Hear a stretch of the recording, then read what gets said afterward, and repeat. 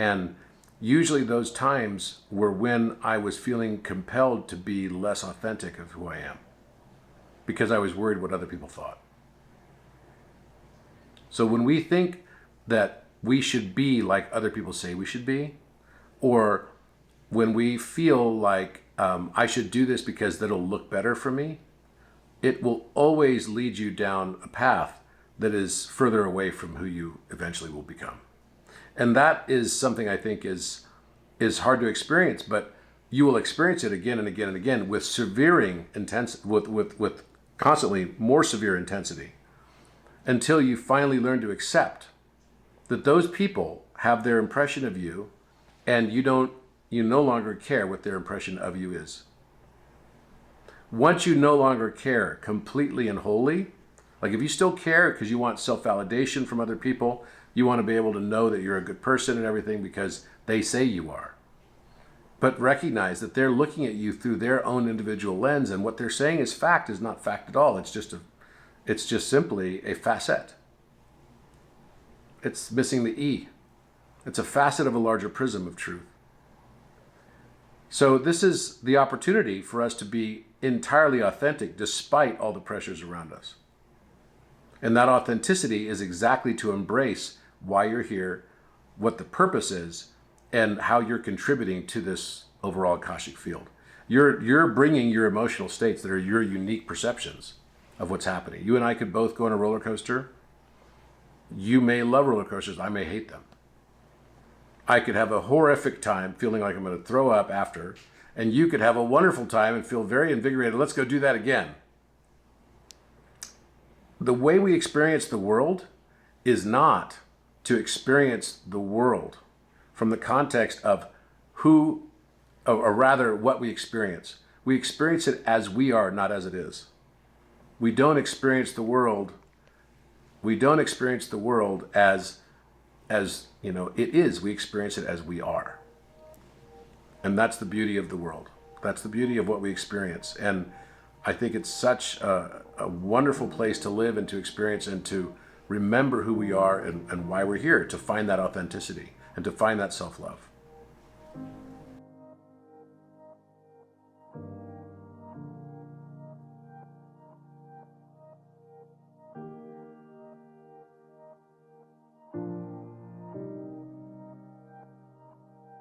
Life's big questions don't come with instructions, but they do come with clues. The Whole of Movement Purpose Lab is where we follow them together. Join a team forming this fall at ourlightnet.org/purpose. Hi, my name is Senka Caro. I'm founder of LightNet, and my passion and purpose is to make the impossible possible. I'm here today with Polymath, Robert Edward Grant. He is a visionary, an entrepreneur, an inventor focused on ancient wisdom and how mathematics, music, and sound really do create our reality. He has founded companies in fintech, in biotech, in advanced AI, all of them looking to understand this connection between science and consciousness. He's also the creator and host of the show on Gaia called Codex. This show walks millions of people through this curiosity, where he explains how everything from the DNA that we have to the Great Pyramids are connected, and so many of these signs and symbols have been left throughout history and across the world. He is author of Philomath, a call to reunite our creativity and genius. He is also the creator of the Polymath Circle, a think tank for collaborating with geniuses. A big thanks to Robert for all of his work, pulling together all of these ideas into simple, universal truths. Well, I discovered my purpose to be just me and be authentic as much as I possibly could be. And I think I spent most of my life trying to mold myself into what society thought I should be. And so I had quite a journey. That was all part of my path. It was a beautiful journey, but it just wasn't me. At the end of the day, I felt like I was holding back who I actually was. And then when I finally started to embrace what I am now, in my own uniqueness, then my purpose in life became very clear. And really, that uniqueness is my purpose in life. And it is also to show a path for others, I think, to be able to embrace their own uniqueness as well. Well, I don't think there was ever a moment where I said, oh, this is what I want to do. I think as a kid, I was always like, oh, I like Indiana Jones movies. And so that was always kind of interesting to me. I felt like I had some interest in archaeology, or sort of this spiritual aspect of it too, which is always interlaced through all of the Indiana Jones franchise films. But then in addition to that, I was interested in business and international travel. I was interested in music. I was a musician as well. I was interested in medicine. I was interested in physics and in chemistry and engineering. So these are all things that I was able to express in some way, shape, or form throughout the whole course of my career. I ended up being CEO in the medical device and the pharmaceutical industry. That allowed me to express my beliefs and my unique essence in the form of patents and technologies that I got to create in photonics, as well as in other areas that leveraged my knowledge of music. So my knowledge of music, I now became a music theorist. I never thought I was a musician performer. When I was in high school and college, I had a music scholarship that I kind of gave away because I didn't feel like it was serious enough of a job. And I knew I wasn't probably going to be good enough to be a professional musician.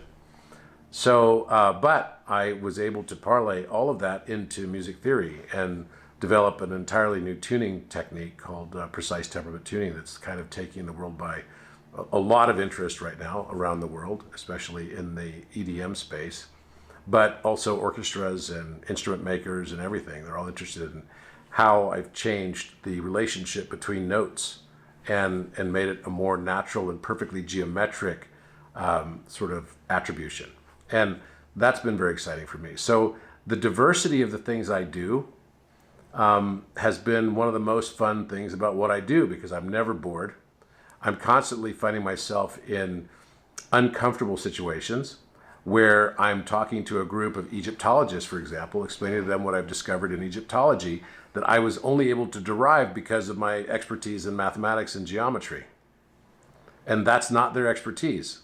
So what I'd found when I started filing all these patents, and I'm getting close to 100 patents now, the patents were coming, the innovations were coming because I took concepts from one area and applied them to entirely new areas that they hadn't been applied to before.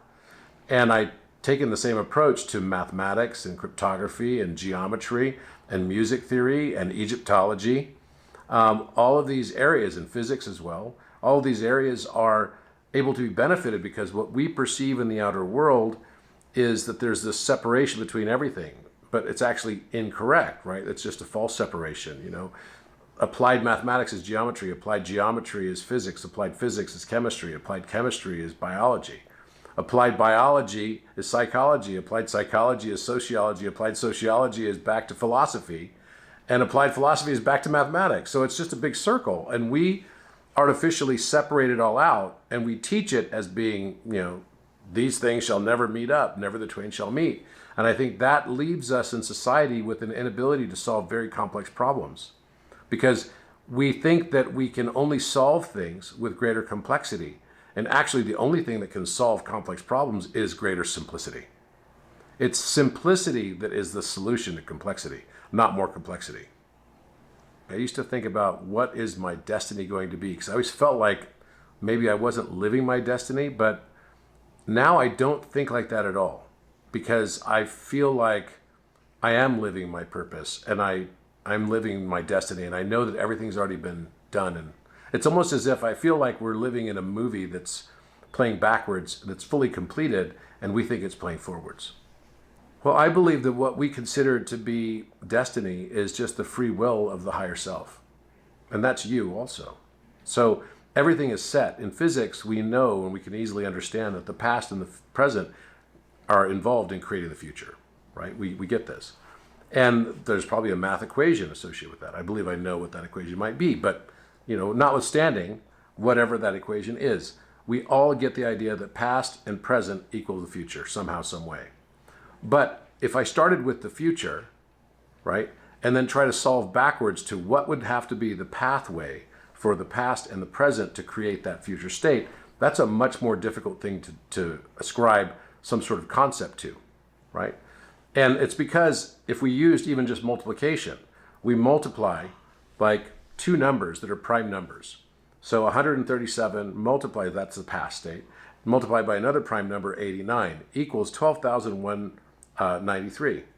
So if I asked you to multiply the past and the present, 137 times 89, it's very quick that you can get the answer, right? But this is a one-way street function, because when we try to do that equation backwards, starting with only the future and then trying to find the exact prime number pathways that created it in the past and in the present, you have to do a trial and error test on it. There's no other way to do it until I discovered a geometric method to do it, to factor prime numbers. And you can do it much, much more quickly and instantly, in fact, for numbers that are, within at least kind of the same realm. The distance between prime numbers, if it's not so great, even if it's a very large number, let's say whatever the number is, you could take, if the number is 10 to the 600 power in length, so that would be a number with lots and lots of digits, right? So 10 to the 600 power in length, I can be as far apart in length from that other number for the two prime factors as 10 to the 300 power, and be able to solve, just knowing the future state, exactly what the past and the present would have to be instantly. So this is a geometric solution because it has to be all set. And we think that it seems random, right? But it's not random, because if you constrict the pathway that it has to be prime numbers, there's only one path that creates that future state. There's no mistakes. So, when I say destiny is the free will of the higher self, it means that everything is already set. There's a version of you that's your higher self that already exists. So you're not going to fail to get there because it's already there. And we're just living this and thinking that it's playing one direction because there's a one-way street function. But actually, and that's what the mathematics of prime factorization is, that's why it's used in cryptography. You could say that the encryption layer, if you were thinking of this as an architect, right? The encryption layer between the fourth and fifth dimensions is time. Time is the encryption, right? We think it only goes one direction. It has an arrow that goes one way, but actually it goes both ways. And it must be so, because the past and the present and the future are all entangled. So therefore, everything that we think that we could make a mistake on, that the world's going to end and everything, if the world's going to end, it's just going to end, right? I'm not going to worry about it anymore, because I know if that's the timeline I'm in, that's the timeline I'm in. I can't jump the timeline. I'm not going to change it. There's no changing it. So there's therefore no stress about it either. And there's no stress also for me to be wondering, am I going to be able to live out my purpose? I will live out my purpose. It's part of the architecture. Yeah, so, where do we get to in the end? Is this something that just continues to go on and on? I don't even like the word enlightenment, to be honest, because it implies an ending to enlightenment. I don't think there is an ending. I think that we continue to enlighten, and that's part of this game, and that the universe, the universal source, creator, wanted to experience itself through all of our unique eyes of perception. So it divided itself into these many different eyes of perception that are all unique, and they must be unique because it's the uniqueness that is most valuable inside this universe, because every time there's a unique perspective, then Source Creator gets to learn something unique and new about itself. So each of us has value, and each of us has equal value. And therefore, we also have equal darkness and equal light. I'm not afraid of people that have darkness. I'm only afraid of people that believe they have no darkness. Because people that believe they have no darkness, they're just disintegrated. They don't understand. And then they'll do anything under the auspices of calling it the ethical imperative to justify their end result. Whatever that end result might be. It could be genocide. It could be something else. But even that, the very fact, it's like the movie The Matrix, when Neo comes to the Oracle and the Oracle says, please sit down on the park bench. And he says, no, I've decided I want to stand. And she says, okay, suit yourself. And then he finally sits down. And he looks at her and he says, he felt the need to explain. He says, I decided to sit down now. And she goes, mm-hmm. And he goes, but you already knew I was going to decide to sit down. She goes, I wouldn't be much of an oracle if I didn't. Every decision we will yet make is only an illusion of choice. It's already been made. We're just experiencing this as an experiential learning environment. It's a spiritual life simulation game we're going through that is continually taking us through the depths of Source Creator through our unique eyes of perspective so that we can learn. I think that it's kind of like, I see it as this. It's like a dream.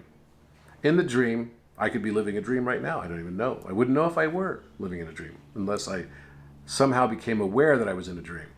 And then I could have a lucid dream, and then I would no longer be bound by the rules of the dream. So, but if I'm in a dream, there's you are in my dream, and he's in my dream, and all the other people out there are all in my dream. Who are they? They're still me. This is a You-inverse, so it's like I have a prime number. That's my unique energetic signature that has a prime number, and certain light reflects off of that prime number. The accumulation of all my DNA creates a certain light signature that is nanometers of light. And then the absorption of those reflections is my outer world. It's a mirror. We are in a mirror of consciousness. And we often want to be judgmental about what experience Source Creator or we would choose for ourselves. But let's be real for a moment. So let's just say that we knew that there's no such thing as death. Maybe there's just a transition, but it's not painful, and it's certainly not something to be really terrified about. If you knew that, then would you choose to die the same way every time? Would you want to be written out of the script in a unique way each time? I think so. I think maybe I would choose, I want to die making love to the love of my life. Okay, that might work for 5 or 6 times. But after that, I'm going to want to have a James Bondian fiery cataclysmic death. And that's going to be some new learning for me, some new experience. So we all tend to think that how we see the world is how everyone else should see the world. They're not facts, they're facets. When someone asked yesterday, oh, how do we teach all the people in the world what we know? It's like, I don't try. I also don't do the opposite of trying as well. I just let it flow. If it flows, that I get an interview and ask these types of questions, and then it ends up being seen by lots of people, then that's the role of consciousness making that happen, because it was just already written and already done. But I don't go out there and try to convince anyone of anything. I don't really care. I just want to accept them for what they are. Even if they might disagree with me, I want to accept them just for being their unique selves. They might be a jerk to me. I still want to accept them because I realize that it's the villain that creates the hero. The hero can only begin when the villain ends. And vice versa. You need a villain. You need contrast. Darkness is not the absence of light. It's the opposed or opposite or absorbed condition of light's reflection. It's like 2 sides of the same coin across a mirror. And when we try in this world to get rid of things out of ourselves, and we look in the mirror and we say, I don't like this about myself. I don't like that about me. I don't like the way my nose looks. I don't like the way my butt looks. I don't like the way, my boobs look. I don't like whatever. All that happens is those things that you don't like about yourself end up showing up in your world all around you. If you don't like that you're arrogant, so you feel the need to deflect it on someone else and say, or maybe project it on someone else, and say, oh, that guy's so arrogant. Guess what? If you're the person that's complaining about being surrounded by assholes, it's because you're the asshole. You are what you judge, just like the Buddha said. And he says it very clearly. He's like, I am not what you think I am. You are what you think I am. It's a mirror-reflected universe. And in that karmic mirror, if I give a gift to someone, in the mirror, they're giving me back a gift. Right? It's an opposites mirror. And this is the beauty of this earth and this world, is we get a chance to live and experience this, and we get to learn through opposites. If I'm here to learn unconditional love, I will undoubtedly experience over and over and over again betrayal and conditional love. It's my lot in life. And until I've learned how to accept betrayal without judgment, then I still haven't learned unconditional love. I will learn the concepts of pleasure and the experience of pleasure through experiencing pain. And we volunteer to come here because this is the place that we can actually make material and experience these learnings beyond the didactic. It's a big school that's structured like a play. There were times it was hard to follow my purpose. And usually those times were when I was feeling compelled to be less authentic of who I am, because I was worried what other people thought. So when we think that we should be like other people say we should be, or when we feel like I should do this because that'll look better for me, it will always lead you down a path that is further away from who you eventually will become. And that is something I think is hard to experience, but you will experience it again and again and again with with constantly more severe intensity, until you finally learn to accept that those people have their impression of you, and you no longer care what their impression of you is. Once you no longer care completely and wholly, like if you still care because you want self-validation from other people, you want to be able to know that you're a good person and everything because they say you are. But recognize that they're looking at you through their own individual lens, and what they're saying is fact is not fact at all. It's just simply a facet. It's missing the E. It's a facet of a larger prism of truth. So this is the opportunity for us to be entirely authentic despite all the pressures around us. And that authenticity is exactly to embrace why you're here, what the purpose is, and how you're contributing to this overall Akashic field. You're bringing your emotional states that are your unique perceptions of what's happening. You and I could both go on a roller coaster. You may love roller coasters. I may hate them. I could have a horrific time feeling like I'm going to throw up after, and you could have a wonderful time and feel very invigorated. Let's go do that again. The way we experience the world is not to experience the world from the context of who, or rather what we experience. We experience it as we are, not as it is. We don't experience the world as it is. We experience it as we are. And that's the beauty of the world. That's the beauty of what we experience. And I think it's such a wonderful place to live and to experience and to remember who we are and why we're here, to find that authenticity and to find that self-love. Just go with it, right? It's like what you feel is right. You have your own inner voice and you know what you feel right about. There are some realities that you have to do. It's like you don't want to be stuck too low on Maslow's hierarchy of needs. Because if you're just saying, okay, I'm in my authenticity, and you can't hold down a job, and you have to be worried about eating, and you have to worry about not having a shelter over your head, or you're providing for your family or whatever, then that's not exactly fully wise, right? So you should be able to practice your absolute authenticity without having to starve or go and become homeless as a result of it. And if you're not able to, then that's probably because you're not truly in your real authenticity. So sometimes we think that we want to do things because it might be our pet project or whatever. It's not like I wanted to be an actor. Like for now, the funny part is I ended up winning at the Conscious Awards like Best Actor and Best TV Host for my show Codex. I was like, I never wanted to be an actor. TV host, but I never even wanted to have a TV show. So that was not something that was an aspiration for me.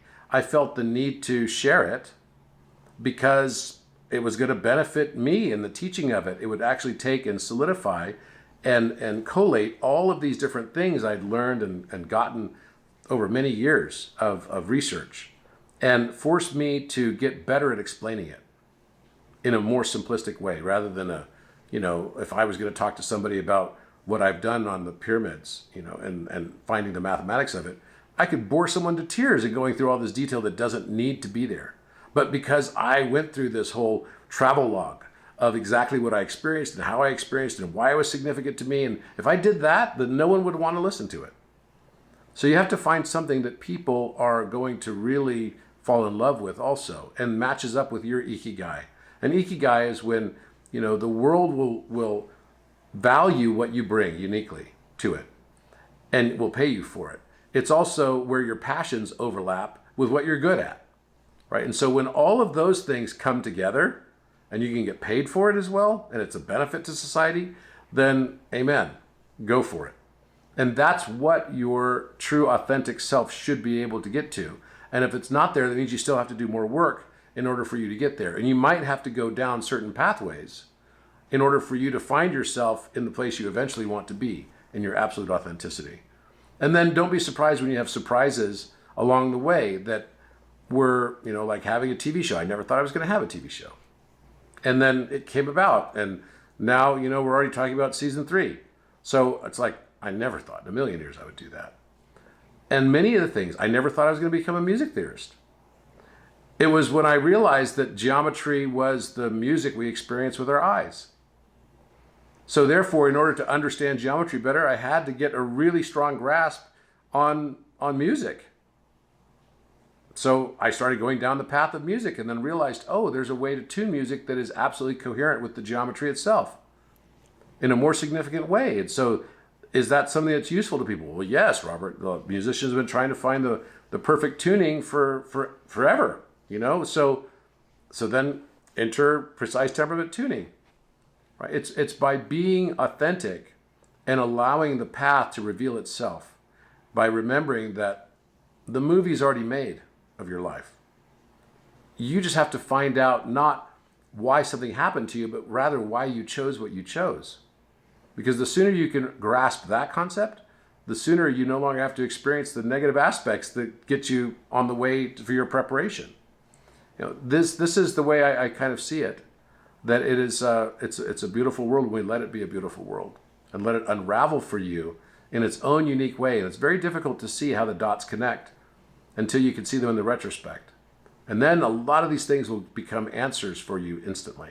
For me, a big moment, a watershed moment for me, is in 2018 in May, when I'd been studying alchemy and I kept seeing in visions Alpha and Omega.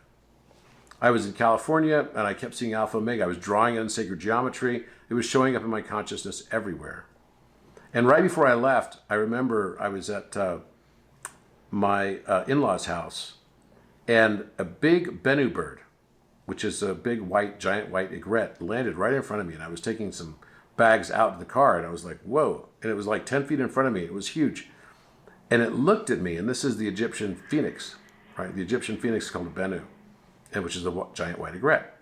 And I'd never seen one in Southern California before. Like, it must have escaped from one of the parks or something. I don't know what happened, but anyway, basically this bird was standing there looking at me, and I pulled out my phone to take a picture of it. It turned around and flew away. And I got it mid-flight, but it was already kind of far away because it was very fast. And it was huge. It probably had like 6 or 7 foot wingspan. It was a big bird. So I knew that something special was going to happen as I was leaving to go to Israel the next day. And the entire time I was in Israel, I was going to finish up the trip in Egypt. The entire time I was in Israel, I kept drawing Alpha Omega, Alpha Omega, Alpha Omega, all in the sacred geometry aspects of it. It was a very spiritual trip for me. And then I ended up going on the last night I was in Israel, in Jerusalem, to this cave. It's called Zedekiah's Cave. It's where they have a quarry. The quarry for Solomon's temple was underneath that. It's under the Dome of the Rock. So it's on the Jordanian side. And we had a big dinner in there. It was like big candelabra dinner. There was a harpist in there and everything. It was like this epic thing. And so, of course, I was like, oh, there's a rope and it says do not enter. So what do? I was supposed to give the speech that night. So I said, I got to find the bathroom, and acted like I was going to the bathroom. I jumped the rope and went deep in the cave. And I didn't turn my light on my iPhone until I got deep in the cave. And then finally, I got into a part of the cave where I found on the ground was like these steps that looked like an altar almost. It was just built into the cave itself. And these steps had turned from limestone into quartz crystal. And I was actually looking because I knew that the Ark of the Covenant had been hidden in that cave for a long time. So I was trying to find where the Ark might have been. And the place where the quartz crystal had been transmuted from the limestone was probably a good guess. So I stopped right there, and I was videotaping it, and I looked down on the floor, and the place I was standing looking down on the floor, and it said Alpha Omega in the floor. So I was like, whoa, that's crazy.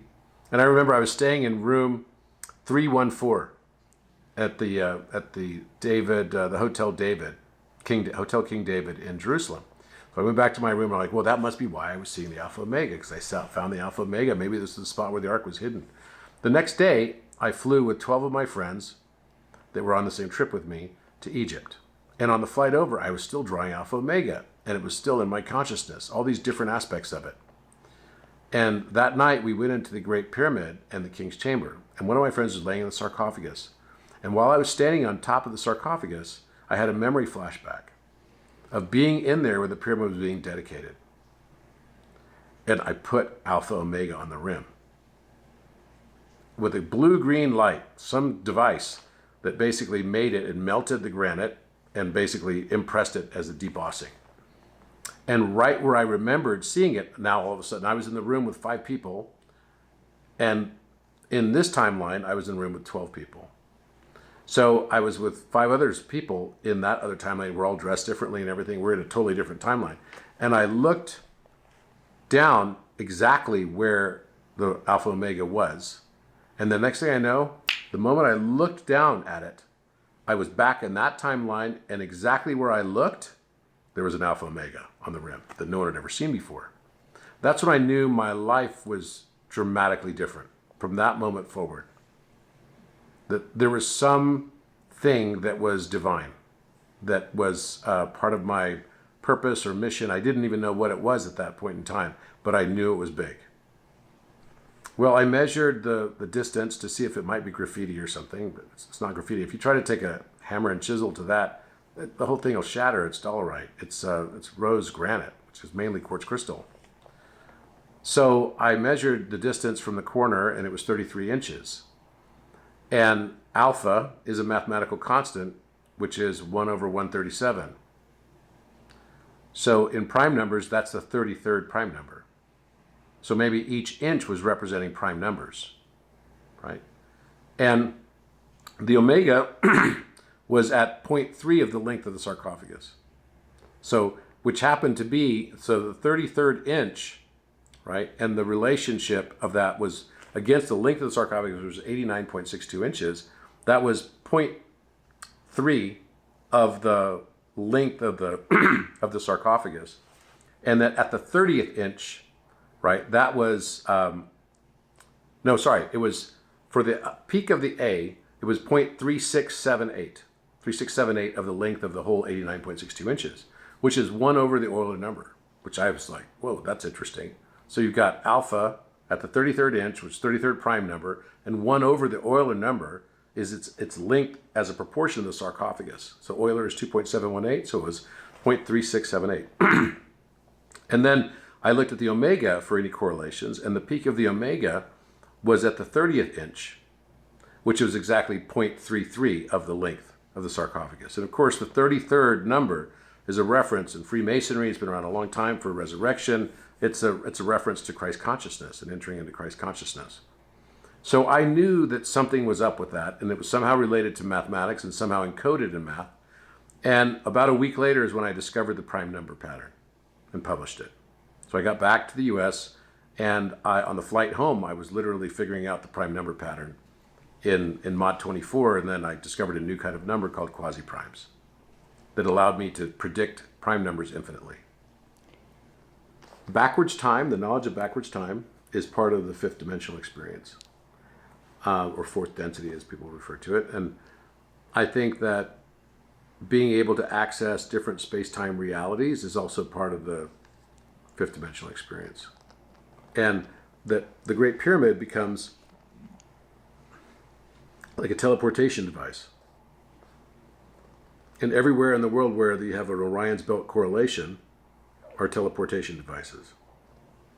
And I have been out in the astral. I've been taken by 2 Arcturian guides to the Boot system, to Pleiades, to Sirius. And that was incredible. I felt like I was gone for 3 weeks. It was like I was gone for 5 hours. But what I'm actually talking about now with the Stargate is actually a physical teleportation. That they figured out a way to master this. That's what I believe. and that is part of our future evolution.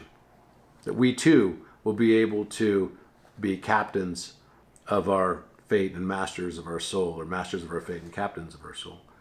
I think we'll be able to be captains, intergalactic captains. And I believe as well that what we're dealing with in the Great Pyramid and the star systems that are on the walls are actually it's all constellations that are all part of the Orion spur of the galaxy. So it's not even the full galaxy. It's just a segment of the galaxy that has probably about a radius of maximum 10,000 light years. Actually, time and space are linked. That's why it's called space-time. So I think, and maybe we end on this, that number in itself is arithmetic. Number in space is geometry. Number in time is music. Number in space-time is what we call cosmology. But number in time-space, the knowledge that time goes backwards as well as forwards, is purpose.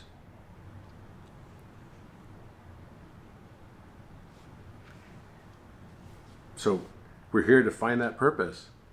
And so therefore, in order for us to find that purpose, we end up having to break through the encryption. And that encryption is time. I mean, it's theorized that time, mass, and energy are all equivalent. They have a time, mass, energy equivalence. Right? So when you've got that relationship, then you realize that 1 over energy has a relationship to time. So they're all connected. So if that's the case, and electromagnetism is emergent and gravity is emergent from that electromagnetism, it's an artifact of it. So, photons don't carry mass, but phonons have been proven to carry mass. So is that just the sound aspect of the light that we're not seeing because of the medium that's passing through? I believe that sound and light are actually the same wave. It's just one of them is expressing that is in a way that our eyes can perceive. The other is expressing in a way that is for our ears to perceive.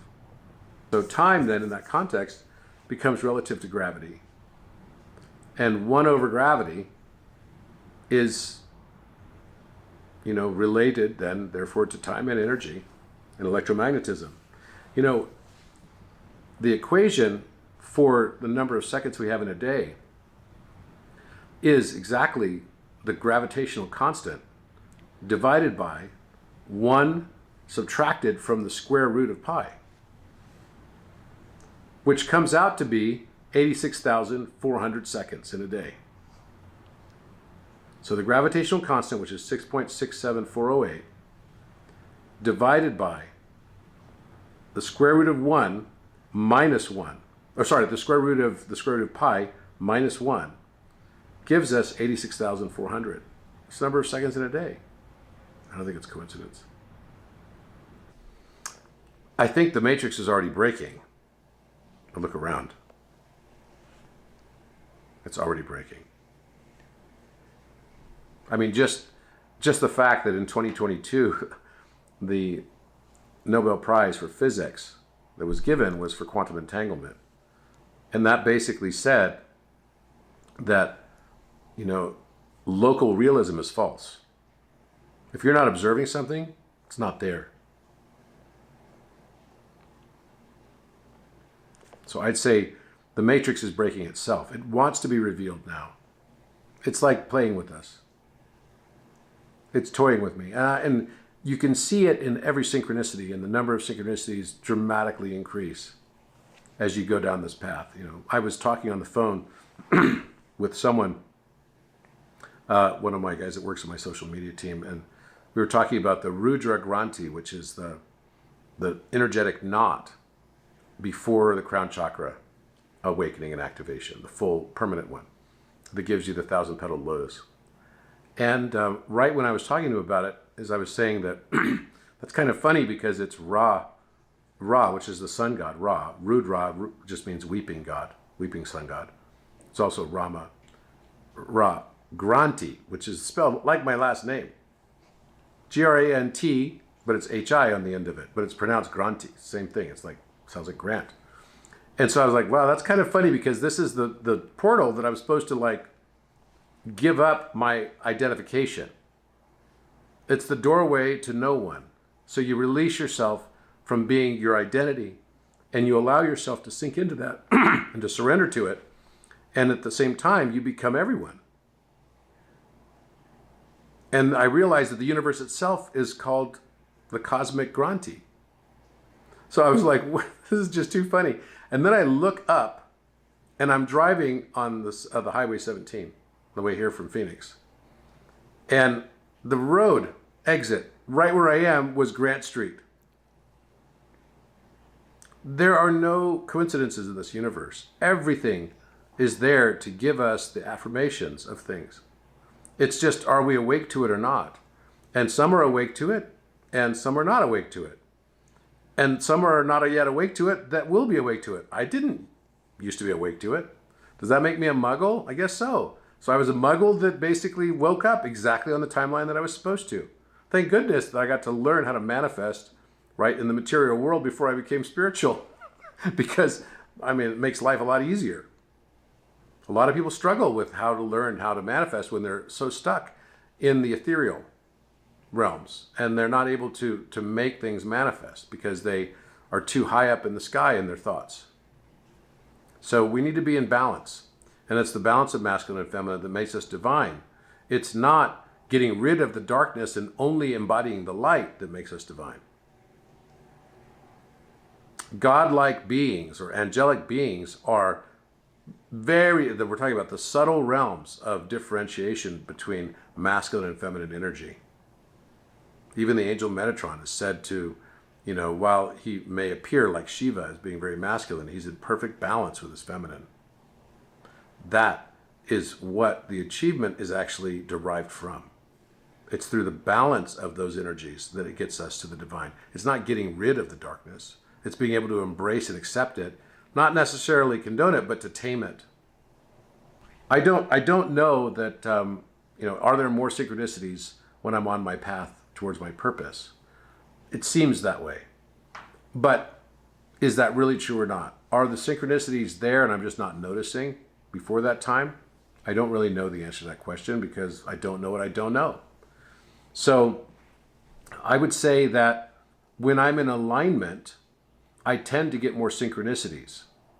Those synchronicities may be in the form of, I got a chill up my back, or there was a number that showed up, or I look at, someone tells me something and it feels like it's right, and I look at my iPhone to see what time it is, and it's exactly, 1:37 or 4:32 or 1111, and then I'm like, okay, I don't take it as fact at that moment.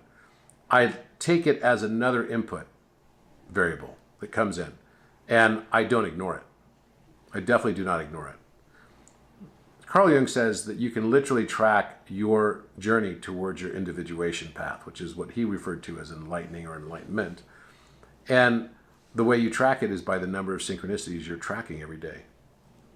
If the majority of the world was living in purpose and passion, I think that I would hope that it would be a world with more love and less judgment. I don't believe that the world is, I don't think we're here. A lot of people think we come to this school to learn more judgment, to learn better discernment, to learn judgment. I don't think that's the case. I think the world has enough judgment. I don't think the world needs more judgment. I think it needs more love. And I think the main reason we're here is to learn how to love and how to be loved. It's like the greatest thing you'll ever learn is just to love and be loved in return. I think there's something very deep and profound to that. And we are an expression of God, source energy, and source creator, experiencing self-love through our unique eyes of perception. And through each of our unique perspectives, wisdom is gained. More empathy. His capacity increases from infinite to even more infinite. And it's a beautiful transition when we start to realize our own divine selves. We're all just divisions of the number one. We have God consciousness in all of us. And if you think that the rest of the world, looking out this beautiful window at this vista, it's easy to see divinity inside that. It's not hard to say that's divine. Of course it's divine. It's obviously divine. It's beautiful. And then feeling the energy of all the crystal around here. You can definitely feel it. But if you think that the whole world is divine except you, because you're worried that you might be an egomaniac to say that you're divine as well, then your separation by determining that you're the one that's not divine, that's egoic. Ego just means separation. You're creating more separation of everything else is divine and godlike, and you're the only aspect of it that's not because you know you're a wretch. That's just an ego thing playing out in a narrative for you to satisfy some aspect of yourself, because maybe you felt shame one day for being overly arrogant or egoic. And remember, if you spot something in someone else, that means you got it. So every trigger becomes an opportunity for growth. And that's what's happening now. People are all waking up that, wait, maybe all the perspectives that I had were only facets, not facts. And maybe what I'm experiencing is being reflected back to me for all the aspects of me that I have basically rejected and thrown out of myself. No wonder I lived then in a dystopian world, because I spent 55 years rejecting aspects of myself that then show up in the world around me like Whac-a-Mole, until I finally learn how to integrate and accept it in love and grace. And when I do, then the world starts to change, because I no longer need to integrate that lesson. It's been integrated. If this episode sparked something inside of you, consider joining a Holo Movement Purpose Lab team starting this September. The world needs you to bring something that only you can, and you weren't meant to figure this out alone. Join us.